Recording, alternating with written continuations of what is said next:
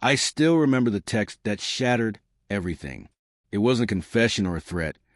It was a single line that made my heart stop. "I'm sorry, but I can't do this anymore.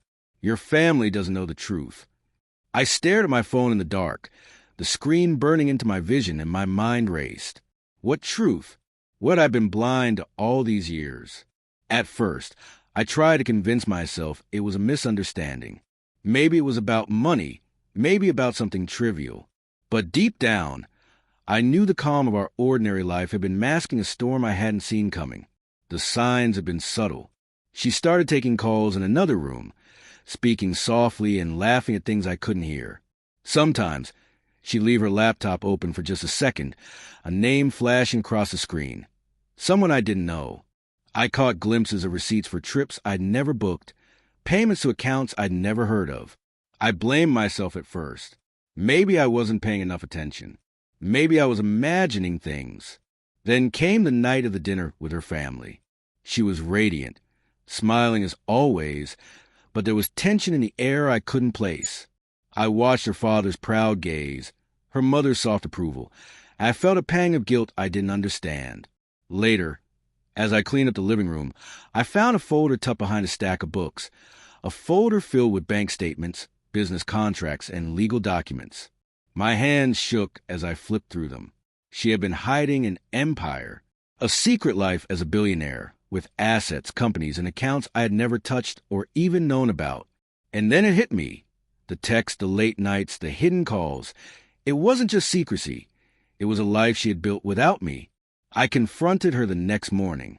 I tried to keep my voice steady, but my hands trembled. "Why didn't you tell me?" I asked. "Why hide this from me and from everyone else?"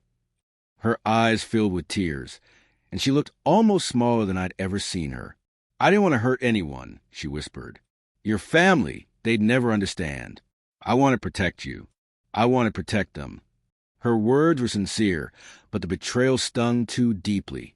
For years, I had shared my life with someone I thought I knew completely. Every shared dinner, every lazy Sunday, every whispered, "I love you," now felt like it had been layered over a hidden truth I wasn't allowed to see. My mind replayed every memory, questioning which moments had been genuine and which had been staged to fit the narrative of a normal life. I thought of the small things, the little arguments we had about money, the modest vacations we took, the way she insisted we live quietly despite having more than enough. It all made sense now, and yet it felt like a lie. My trust had crumbled quietly, piece by piece, until this revelation tore it apart entirely. For days, I oscillated between anger and heartbreak.